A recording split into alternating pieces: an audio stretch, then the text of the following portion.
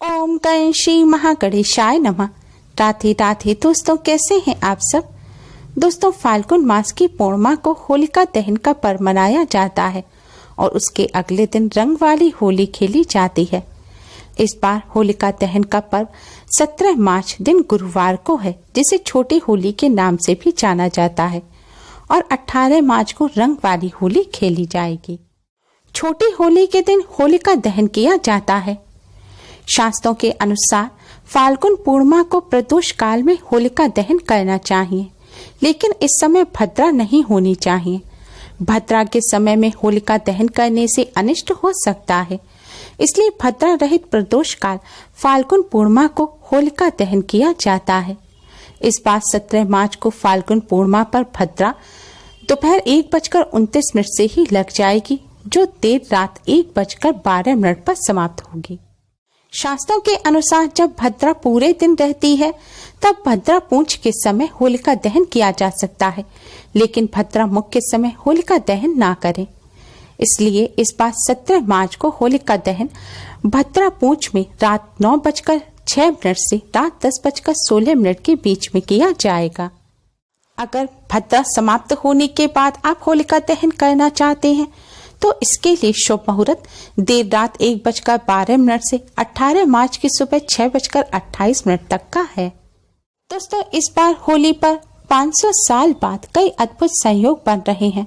इस होली पर वृद्धि योग, अमृत योग, स्वास्थ्य सिद्धि योग और ध्रुव योग बनने जा रहा है। इसके अलावा बुध और गुरु आदित्य योग का भी निर्माण कर रहे हैं। इन दिव्य और दुर्लभ संयोग की वजह से इस होली पर जो भी पूजा या उपाय किए जाएंगे वह अति शीघ्र ही सिद्ध हो जाएंगे और कई गुना अधिक पुण्य फल प्रदान करेंगे। दोस्तों, शास्त्रों में होलिका दहन के दिन को बहुत ही खास बताया गया है। माना जाता है होलिका दहन के दिन जो भी पूजा या उपाय किए जाते हैं वह अति शीघ्र ही शुभ फल प्रदान करने वाले होते हैं। इसलिए आप भी होली के इस पर्व पर उपाय कर इनसे लाभ अवश्य ही प्राप्त करें। इस बार ग्रहों के खास संयोग के कारण रंगों का यह त्योहार सुख समृद्धि और वैभव का आशीर्वाद देने वाला होगा। होली के रंग सभी के जीवन में खुशियां लाएंगे और होलिका दहन से आपके कष्ट दूर होंगे। शास्त्रों में होली का विशेष महत्व बताया गया है।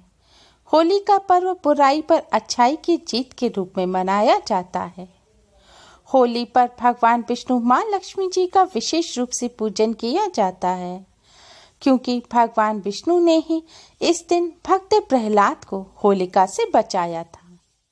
होली पर पितरों की आत्मा की शांति के लिए, पितृदोष से मुक्ति प्राप्त करने के लिए पितरों के निमित्त दान, तर्पण और पूजन किए जाते हैं।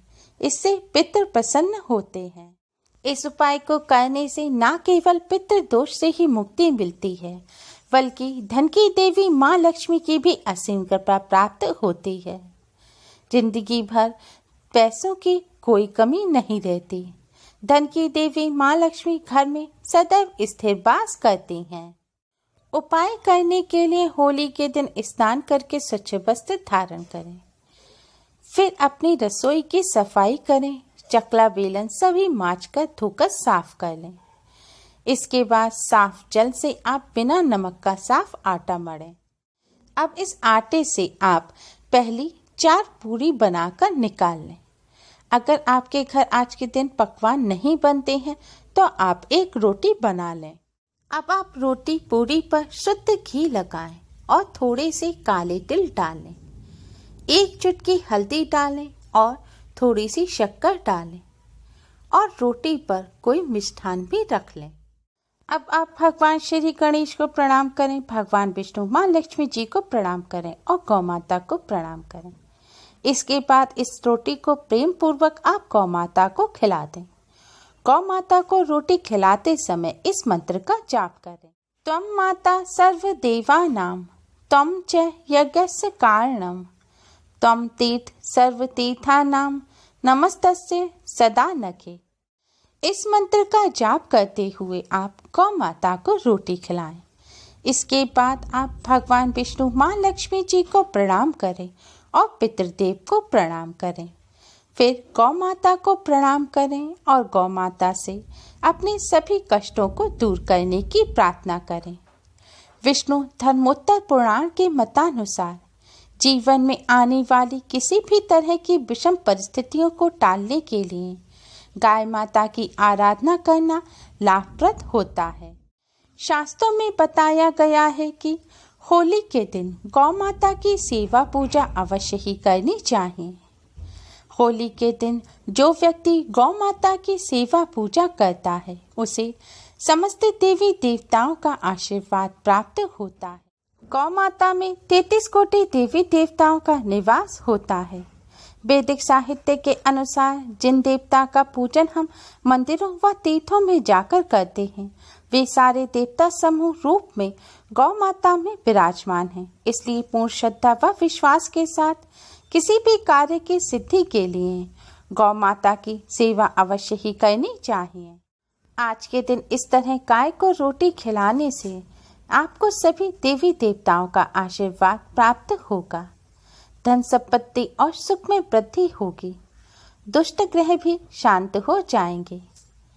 ऐसा करने से शरीर में सकारात्मक ऊर्जा का प्रभाव होता है और शरीर की सभी नकारात्मक ऊर्जा समाप्त हो जाती है। सनातन धर्म में गाय को लक्ष्मी स्वरूप भी माना जाता है।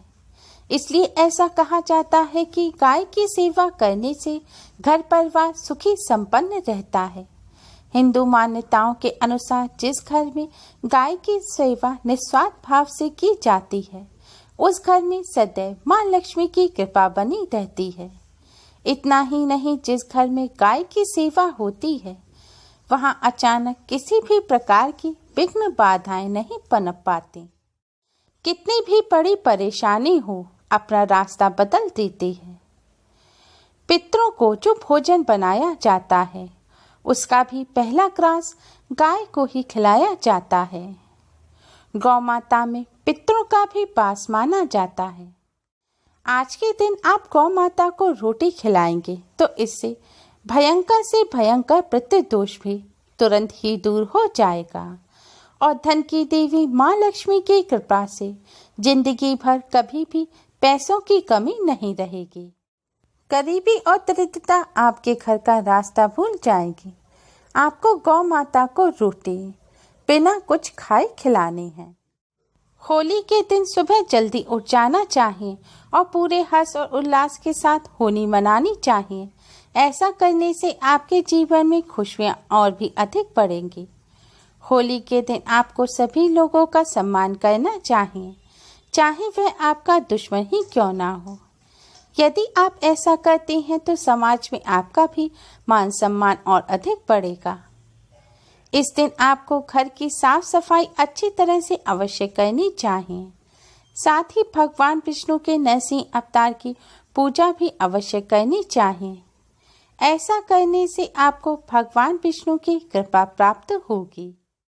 होली के दिन घर में मीठे पकवान अवश्य बनाने चाहिए और पहले इसका भोग भगवान को लगाना चाहिए और फिर खुद खाना चाहिए और पकवान दूसरों में भी बांटने चाहिए।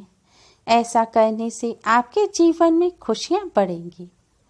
होलिका दहन की अग्नि में गेहूं के बालें अवश्य भूनें। होली खेलने वाले दिन अपने घर के बुजुर्गों के पैरों पर गुलाल लगाकर उनका आशीर्वाद लें।